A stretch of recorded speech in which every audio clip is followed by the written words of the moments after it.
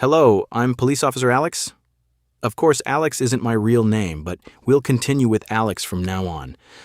I've been working as a police officer for 8 years, and today I'm going to tell you the untold truths about being a police officer. These will be about how difficult and demanding a job being a police officer is and how it can change a person's life.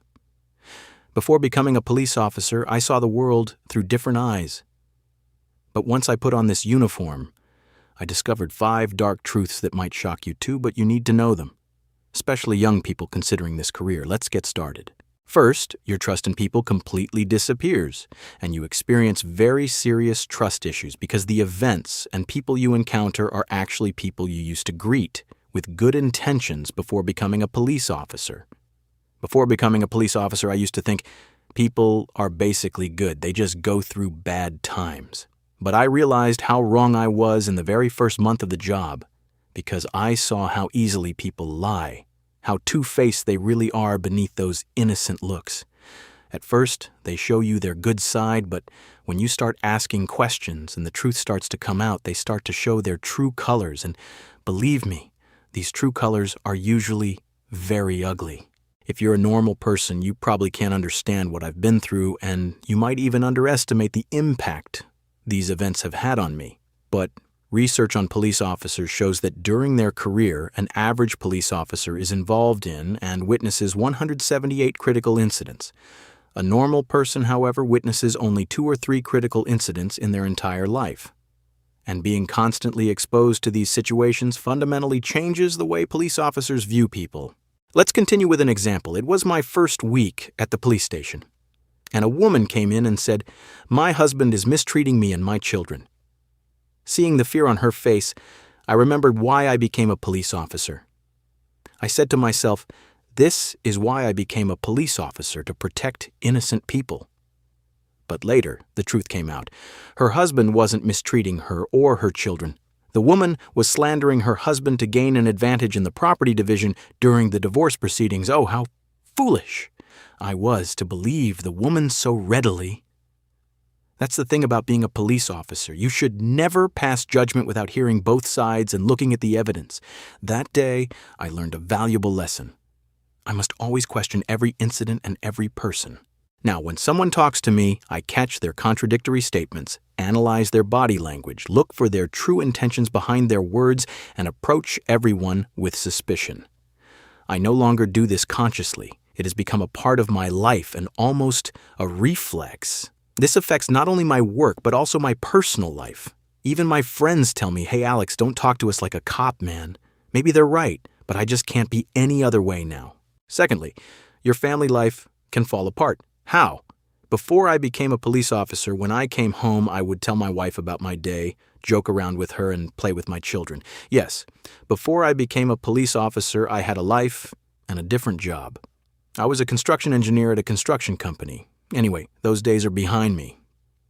Now, when I come home, I can't get that day's sensitive child case, drug operation, or the results of a serious traffic accident out of my mind. And the worst part is that I can't share these things with my wife or any other family member. I would like to share another study conducted with you.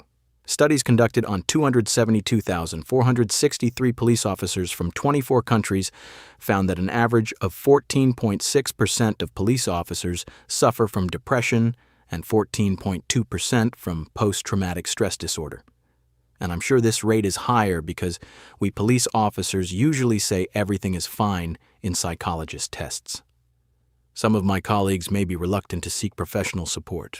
My wife saying the dishwasher is broken can now instantly make me angry, but before I would have said, "Okay, honey, I'll take care of it tomorrow."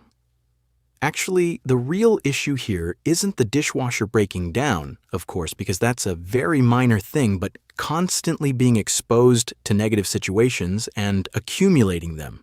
Now, even a minor negative thing causes me to overreact, because if I've been dealing with a very sensitive case involving a child being harmed that day, household problems seem very minor to me. This loss of empathy creates coldness in me. Even when I go to the playground with my children, I can't help but wonder, what could happen in this park? Is it safe? My wife often says, "You've changed, Alex. You're not the same Alex anymore." She's right. Because when you spend 10 to 12 hours a day surrounded by evil, lies, crime, and slander, you can't leave it all at the door when you come home. This slowly erodes family relationships. Now let's move on to the third part, which is perhaps the most exhausting: constantly being on guard and never feeling comfortable anywhere. Walking down the street, constantly checking behind you, scanning your surroundings with your eyes even when you're not turning around. When sitting in a cafe or restaurant, you constantly scan the surrounding tables with your eyes. Even at the movies, I choose my seat so it's close to the exit. Police officers exposed to traumatic events develop hypervigilance, which leads to constant fight or flight responses. This means that the brain never rests, constantly searching for danger. Even when I go on vacation, I remain alert with a sense of duty, because you never know where or how danger will strike. Fourthly, you can become desensitized to tragic events. You become emotionally numb. Of course, this is not only present in police officers, but also in healthcare workers, especially doctors and nurses. The first time I was exposed to this situation, I couldn't eat anything for 3 days and couldn't sleep at all that day. Now, after going to a traffic accident, I can go have breakfast. Actually, this situation is a bit frightening. I'm becoming more and more unresponsive to difficult and traumatic events. Things that seem terrible to me at first become normal over time. Actually, it's a good thing that they become normal, because if I always had the same reaction and couldn't get used to it, I wouldn't be able to do this job. Last week, I went to a motorcycle accident where the driver had lost his life. Normally, I would have thought about it for weeks and lost sleep over it, but now I can close the file and move on to the next one. But this is a very insidious and subtle process that happens without you noticing. One day you look at yourself and say, "How did I become so desensitized?" The fifth situation is physical exhaustion. This is also one of the most challenging issues, because long working hours and night shifts cause you to wear down physically very quickly. For this reason, I try to sleep and exercise whenever I find the time, because I have a family and children that I need to make time for. Actually, these working hours for police officers should definitely be reduced and their annual leave increased, because it's hardly possible to take time off work to exercise, spend time with family, and get regular sleep. Sometimes you can be called to the station for a case right when you're in the deepest, most restful part of your sleep. For this reason, you should take good care of your body and avoid bad habits such as alcohol and smoking. Of course, you should also have a regular exercise routine, because night shifts shorten human life. A comprehensive study conducted by British researchers found that the vast majority of police officers acknowledge that their professional life has a significant impact on their personality and social attitudes. I experience this reality myself. When my shift ends, I am no longer Alex, I am a police officer. You become more authoritarian. This is also true of soldiers. Your ability to doubt increases. Your ability to empathize decreases. I can't help but question things. I look for something strange in everything. This is not unique to me. I see this transformation in almost all of my colleagues. After 1 or 2 years, we become completely different people. If I may say a few final words, my reason for sharing these truths is not to disparage the police force. I speak as someone who loves this profession and takes pride in serving his country and nation, but I don't want my young and enthusiastic friends who wish to pursue this career to enter it with romanticized notions from movies and TV shows. If you want to become a police officer, you must be extremely strong, not only physically but also psychologically.